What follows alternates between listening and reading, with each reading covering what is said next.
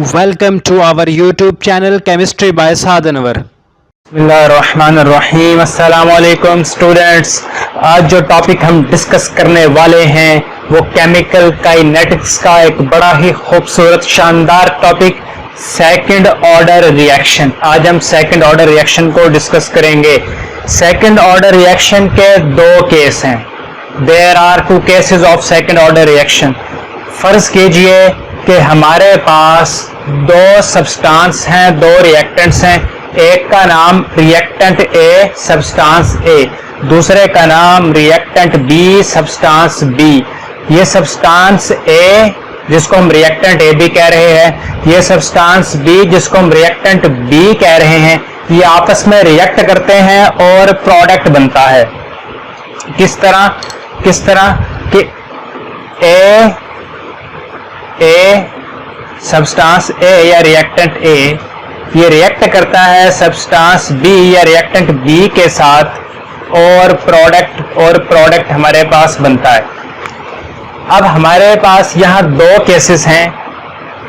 या तो हम एक पहला केस ये है कि इस रिएक्टेंट ए और रिएक्टेंट बी की एक जितनी मिकदार ले लें, रिएक्टेंट ए और रिएक्टेंट बी की एक जितनी कंसंट्रेशन ले लें। अगर हम रिएक्टेंट ए के 15 मोल पर क्यूबिक डेसीमीटर लेते हैं तो रिएक्टेंट बी के भी 15 मोल पर क्यूबिक डेसीमीटर लें। अगर हम रिएक्टेंट ए के 10 मोल पर क्यूबिक डेसीमीटर लेते हैं तो रिएक्टेंट बी के भी उतने ही 10 मोल पर क्यूबिक डेसीमीटर लें। अगर हम रिएक्टेंट ए के 50 मोल पर क्यूबिक डेसीमीटर लेते हैं तो रिएक्टेंट बी के भी 50 मोल पर क्यूबिक डेसीमीटर ही लें। यानी जितनी रिएक्टेंट ए की कंसंट्रेशन ली जाए उतनी ही रिएक्टेंट बी की कंसंट्रेशन ली जाए। तो ये वाला केस कहलाता है by taking equal concentration of reactant A and reactant B. क्या? By taking equal concentration of reactant A and reactant B. दूसरा केस ये है कि रिएक्टेंट ए के अगर 15 मोल ले रहे हैं तो रिएक्टेंट बी के 10 मोल ले लें। रिएक्टेंट ए के अगर 20 मोल ले रहे हैं, मोल पर क्यूबिक डेसीमीटर ले रहे हैं, तो रिएक्टेंट बी के कोई 50 मोल पर क्यूबिक डेसीमीटर ले लें। मतलब ये कि रिएक्टेंट ए और रिएक्टेंट बी की मिकदार कंसंट्रेशन सेम न ली जाए। दूसरा केस क्या बना? By taking different concentration of reactant A and reactant B.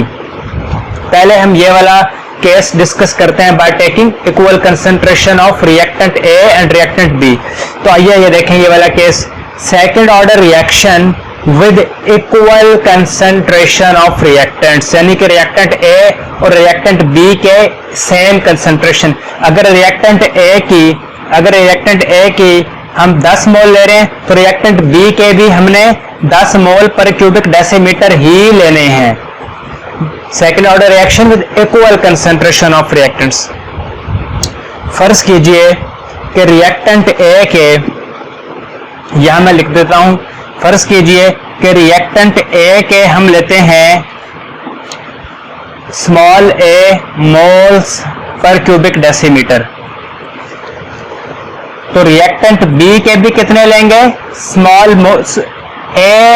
A moles per cubic decimetre. यही बात हुई but second order reaction with equal concentration of reactants, यानी कि अगर हम रिएक्टेंट ए के 10 मोल पर क्यूबिक डेसीमीटर ले रहे हैं तो रिएक्टेंट बी के भी 10 मोल पर क्यूबिक डेसीमीटर ही लेंगे। हम रिएक्टेंट ए के अगर ए मोल पर क्यूबिक डेसीमीटर ले रहे हैं तो रिएक्टेंट बी के भी ए मोल पर क्यूबिक डेसीमीटर ही लेंगे, यानी दोनों रिएक्टेंट्स की सेम कंसंट्रेशन लेंगे। Let the initial concentration of reactant A and reactant B is A mole per cubic decimeter। जब रिएक्शन को शुरू हुए कुछ देर हो जाए आफ्टर टाइम t, तो रिएक्टेंट A और रिएक्टेंट B की मिकदार में कमी हो जाएगी क्योंकि प्रोडक्ट बन चुका होगा। तो जो कमी होने के बाद जो रिएक्टेंट A और रिएक्टेंट B की मिकदार बचेगी, लेफ्ट बिहाइंड होगी, वो होगी A-X मोल पर क्यूबिक डेसीमीटर फॉर बोथ है A एंड B। स्टूडेंट, ये हमारे पास एक हाइपोथेटिकल रिएक्शन है।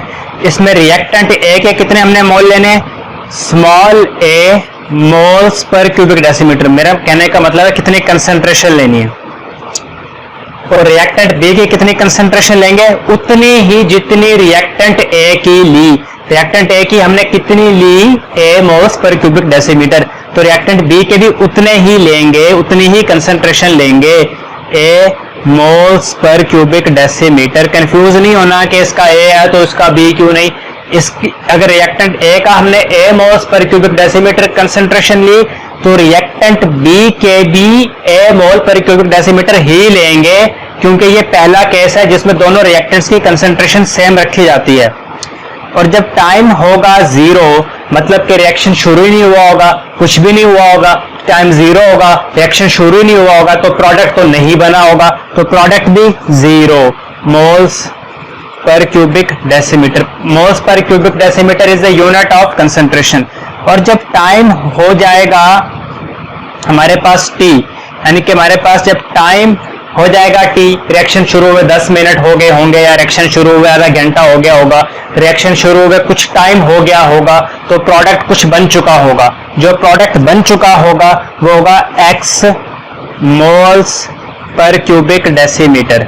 जब प्रोडक्ट x मोल पर क्यूबिक डेसीमीटर बन चुका होगा, इसका मतलब है रिएक्टेंट की मिकदार में कमी वाक़या हो गई होगी। अब रिएक्टेंट की मिकदार में, रिएक्टेंट की कंसंट्रेशन में कमी वाक़या हो गई होगी, क्योंकि प्रोडक्ट x बन चुका।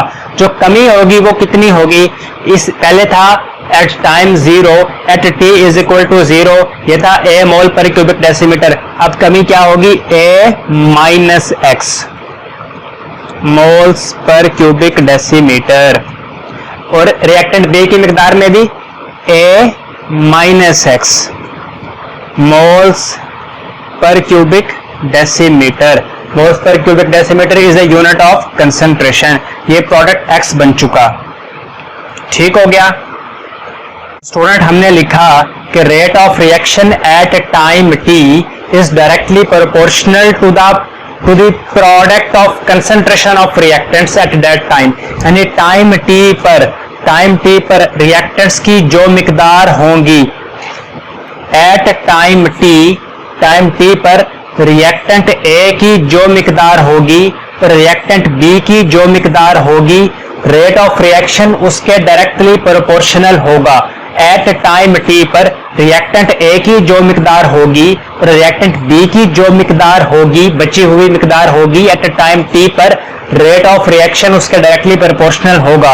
अगर यहाँ ज्यादा मिकदार बची होगी तो ज्यादा रेट ऑफ रिएक्शन होगा, अगर यहाँ कम मिकदार बची होगी तो कम रेट ऑफ रिएक्शन होगा। तो हमने लिखा कि rate of reaction at time t is directly proportional to the product of concentration of reactant at time t।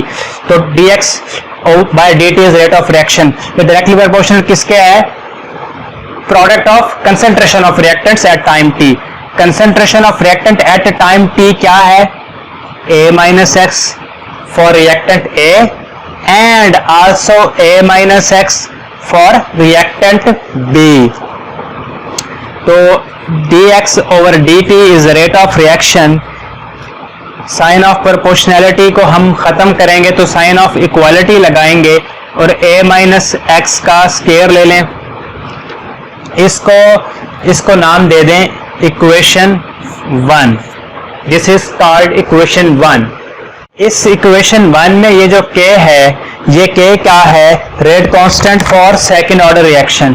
k is rate constant for second order reaction. Second order reaction का ये rate constant है। करते हैं कुछ equation 1 पर। Equation 1 हमें बताती क्या है, जरा वीडियो को पीछे करके आप देखें। इक्वेशन 1 लिखी हुई आपको मिलेगी, मैंने यहाँ दोबारा लिख दिया। इक्वेशन 1 हमें क्या बताती है, इक्वेशन 1 हमें रिएक्शन की स्पीड बताती है। रिएक्शन की वो स्पीड बताती है जिससे सेकंड ऑर्डर रिएक्शन हो रहा है। Equation 1 tell us about the speed of reaction, जिस स्पीड के साथ सेकंड रिएक्शन हो रहा है। और हमें क्या चाहिए, एक्चुअली हमें क्या चाहिए, हमें एक ऐसी इक्वेशन चाहिए जो हमें प्रोडक्ट की कंसंट्रेशन बताए एट एनी टाइम t। देखिए ये हमारा रिएक्शन है ना, ये हमारा रिएक्शन है जिसमें रिएक्टेंट A ने दूसरे रिएक्टेंट B के साथ रिएक्ट करके प्रोडक्ट P बना दिया। तो हमें एक ऐसी इक्वेशन चाहिए जो हमें एट टाइम T प्रोडक्ट की कंसंट्रेशन बता दे कि कितना प्रोडक्ट बन गया, और हमें यह बता दे कि कितना रिएक्टेंट पीछे बच गया एट टाइम T। हमें एक ऐसी इक्वेशन चाहिए जो किसी भी टाइम पर, मतलब रिएक्शन शुरू हुए 15 मिनट हो गए, रिएक्शन शुरू हुए आधा घंटा हो गया, रिएक्शन शुरू हुए 40 मिनट हो गए, एट एनी टाइम T जो प्रोडक्ट बन चुका हो हमें उसकी कंसंट्रेशन बता दे वो इक्वेशन, और पीछे जो रिएक्टेंट बच चुका हो चाहे कम या ज्यादा बच चुका हो उसकी मिकदार बता दे। तो वो इक्वेशन बनाने के लिए हम क्या करते हैं कि इस इक्वेशन 1 की इंटीग्रेशन करते हैं। ये इक्वेशन 1 की इंटीग्रेशन करते हैं, और इक्वेशन 1 की इंटीग्रेशन से पहले इक्वेशन 1 में कुछ रीअरेंजमेंट करते हैं, कुछ तब्दीलियां करते हैं, इसका थोड़ा सुर्खी पाउडर करते हैं। ये इक्वेशन 1 मैंने लिखी है, देखिए मैं इस इक्वेशन 1 की इंटीग्रेशन करने से पहले इसकी थोड़ी रीअरेंजमेंट करता हूं। बहुत सिंपल, dx इधर ही रहने दें, a माइनस एक्स का स्क्वायर इसके नीचे ले आए, यहां से k इधर ही रहने दें, और dt को राइट हैंड साइड पे ये ले जाएं। ये मैंने रीअरेंज कर दी। अब इस इक्वेशन को आगे हमने इंटीग्रेट करना है। ये वो इक्वेशन है, मैंने दोबारा लिख दिया, इसको इंटीग्रेट करना है। बहुत सिंपल, साइन ऑफ इंटीग्रेशन लगाएं, dx over a minus x whole square, इधर भी साइन ऑफ इंटीग्रेशन लगाएं k dt। इधर का जो ये राइट हैंड साइड है इसकी इंटीग्रेशन बहुत सिंपल है, k is a rate constant, जो चीज कांस्टेंट होती है उसको साइन ऑफ इंटीग्रेशन से बाहर ले जाएं, k को बाहर ले जाएं क्योंकि ये कांस्टेंट है। साइन ऑफ इंटीग्रेशन से बाहर ले गए, d का मतलब होता है स्मॉल चेंज, टाइम थोड़ा चेंज हो रहा है तो इसको हमने यहाँ पे लिख लिया। अब ये तो बड़ा सिंपल हम कर सकते हैं। इस साइड की इंटीग्रेशन क्या है, इस साइड की इंटीग्रेशन, आइए इसकी इंटीग्रेशन को जरा सीखने की कोशिश करते हैं। देखें ये भी सिंपल है, लेकिन हम इसको यहाँ करते हैं रफ वर्क में, dx over a minus x whole square. ये इंटीग्रेशन देखें कैसे करेंगे इंटीग्रेशन, बहुत सिंपल, बगैर किसी पेचीदगी के इस फैक्टर को ऊपर ले जाएं तो क्या हो जाएगा, dx a माइनस एक्स की पावर हो जाएगी -2।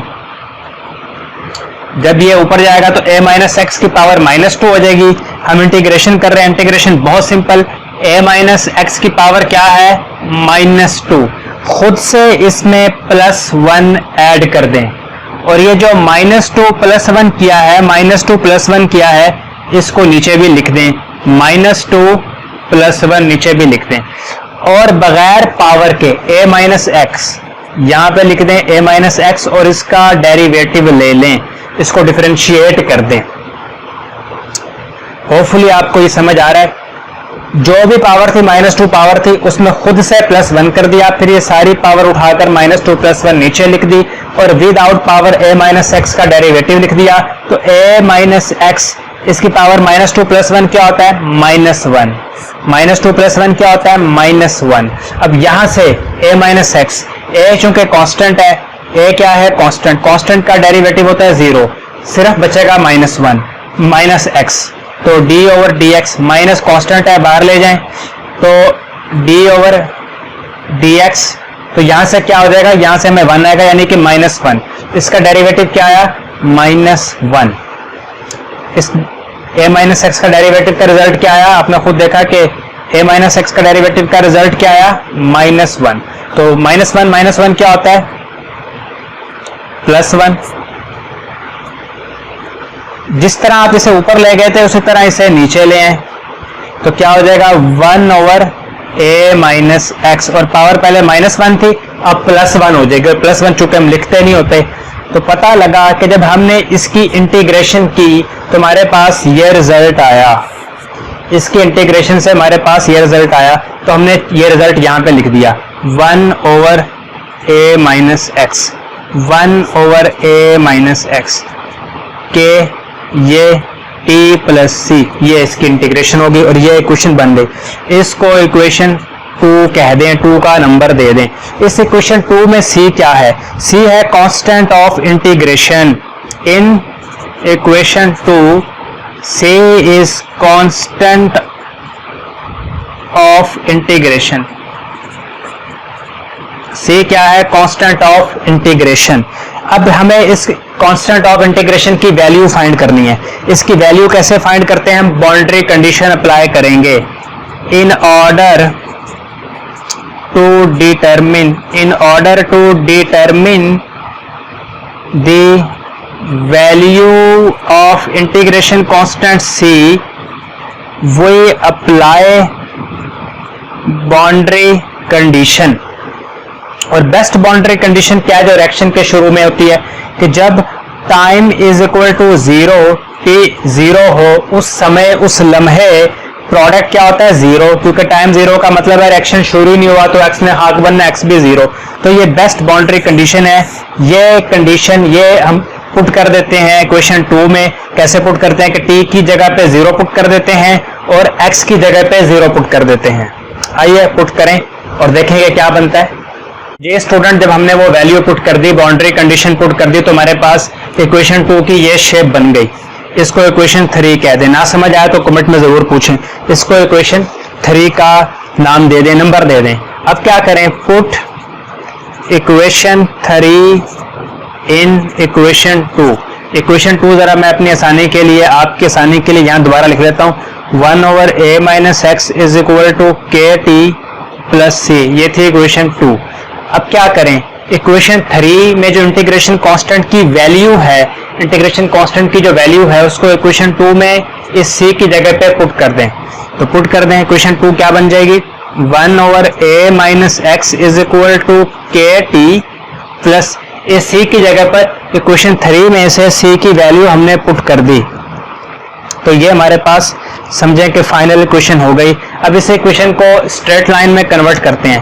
तो ये चीज आ जाएगी y एक्सिस पे mx प्लस c. ये इंटरसेप्ट हो जाएगा, k स्लोप हो जाएगी और x एक्सिस पे क्या आ जाएगा? टाइम आ जाएगा.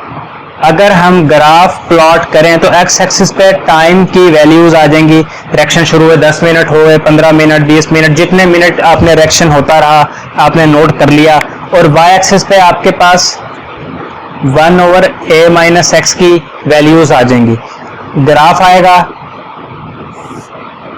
यहां इस पॉइंट पे ये ओरिजिन है, ओरिजिन की वैल्यू है 1/a. यहां से पता चला. इस ग्राफ की जो स्लोप है, इस ग्राफ की जो स्लोप है के, वो किस चीज के बराबर है? इस ग्राफ की जो स्लोप है वो बराबर है के. तो इससे हम, जब हम ये ग्राफ से स्लोप निकालेंगे तो हमें रेट कांस्टेंट के बारे में आइडिया हो जाएगा. हमने इक्वेशन लिखी, ये unit of second order rate constant. अभी हम क्या करने वाले हैं? सेकंड ऑर्डर रेट कांस्टेंट के यूनिट, के यूनिट कैलकुलेट करने वाले हैं. तो हमने ये इक्वेशन जो बनाई थी वो लिख ली. इस इक्वेशन की मदद से हम सेकंड ऑर्डर रेट कांस्टेंट के यूनिट फाइंड आउट करेंगे. इस इक्वेशन में थोड़ी तब्दीलियां करें, थोड़ा इसका सुर्खी पाउडर करें, चीजों को छेड़ें, इधर उधर करें चीजों को. लाइक कैसे? बड़ा सिंपल. 1/a - x इधर ही रहने दें, ये उधर ले जाएं तो -1/a is equal to kt इधर ले आए, -1/a - x माइनस 1/a. ये इधर ले गए और ये इधर ले गए और ये सारा इधर ले आए. kt इज इक्वल टू, यहां से क्या कर लें? एलसीएम ले लें. एलसीएम a - x आ जाएगा. तो जब यहां से हमने एलसीएम लिया तो a - x आया. kt is equal to, LCM क्या आया था? a - x.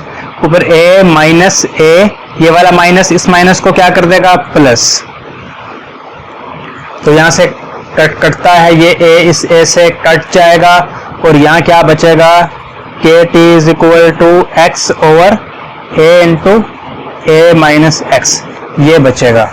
यहाँ पे के इधर ही रहने दें, t को भी उधर ले जाएं तो वहां जाकर t क्या हो जाएगा? Divide x over a - x. ठीक हो गया. अब जरा देखें, बच्चे को पता है कि टाइम का क्या यूनिट होता है? Second. x is a concentration of product, और कंसंट्रेशन का क्या यूनिट होता है? Moles per cubic decimetre. A is also concentration, concentration का क्या यूनिट होता है, moles per cubic decimetre. A minus x is also concentration, वो जो एट टाइम टी पर है, तो कंसंट्रेशन का यूनिट तो वही मोल्स पर क्यूबिक डेसीमीटर 1/सेकंड। देखिए यहां से ये सारा आप कैंसल आउट कर सकते हैं, ये सारा इसके साथ कैंसल आउट, बाकी बचेगा moles per cubic decimetre, moles per cubic decimetre. K is equal to second ऊपर लिख दें, ऊपर ले जाएं तो सेकेंड इनवर्स, मोल ऊपर जाएगा तो मोल्स इनवर्स, और क्यूबिक डेसीमीटर +3 हो जाएगा, पहले -3 था अब +3 हो जाएगा। तो ये क्या हो गया, ये रेट कांस्टेंट आ गया, सेकंड ऑर्डर रेट कांस्टेंट का यूनिट आ गया, सेकंड ऑर्डर रेट कांस्टेंट का यूनिट आ गया। This is the unit of second order rate constant. But थोड़ी सा और रह गया, half life period of second order reaction. Second order reaction का हाफ लाइफ पीरियड कैलकुलेट करते हैं। कौन सी इक्वेशन हमारी हेल्प करेगी, ये वाली, KT is equal to x over a into a minus x. Half life period निकालना है तो T निकाल लें, टाइम इधर कर लें, K उधर जाकर 1/K हो जाएगा, x over a into a minus x. देखिए हाफ लाइफ क्या, टाइम हो जाए T हाफ, तो X बराबर होता है ओरिजिनल कंसंट्रेशन जो रिएक्टेंट की थी उसका हाफ। तो ये पुट कर दें, ये चीज और ये चीज ऊपर वाली इसमें पुट कर दें, T half is equal to 1/K, X की जगह पे क्या पुट करेंगे, A हाफ, A फिर A माइनस एक्स की जगह पर क्या पुट कर रहे हैं, x is equal to A/2, तो यहां इस x की जगह पर A/2, T हाफ चलता आएगा, 1/K चलता आएगा, A/2 ओवर A।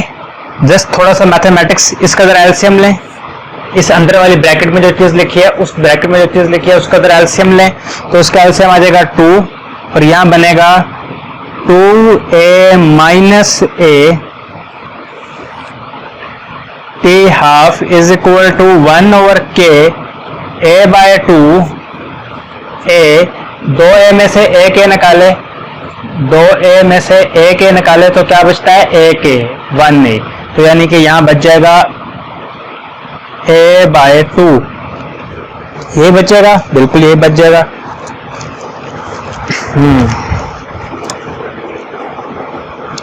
ठीक हो गया, बहुत simple. T half is equal to 1/K, ये यहां से देखें कटता है, ये A/2 इस A/2 से कट गया, पीछे में क्या बच गया, सिर्फ ये वाला A, तो ये T हाफ हो गया। Half life of second order reaction आ गई। स्टूडेंट, ये था आज का लेक्चर जिसमें हमने सेकेंड ऑर्डर रिएक्शन तो डिस्कस किया। इसके 2 केस थे, अभी हमने एक केस किया। जो हमारा नेक्स्ट वाला केस है वो हम कल करेंगे इंशाल्लाह। तो आपका कोई भी क्वेश्चन हो आपने जरूर मुझसे कमेंट्स में पूछना है। वीडियो आपको समझ आई हो तो कमेंट में बताएं, नहीं समझ आए तो बताएं। वीडियो जरा लेंथी है, वो इसलिए थोड़ा सा लेंथी है कि हम एक एक बात, एक एक स्टेप आपके साथ शेयर करते हैं। अपना बहुत सा ख्याल रखिएगा। अल्लाह हाफिज।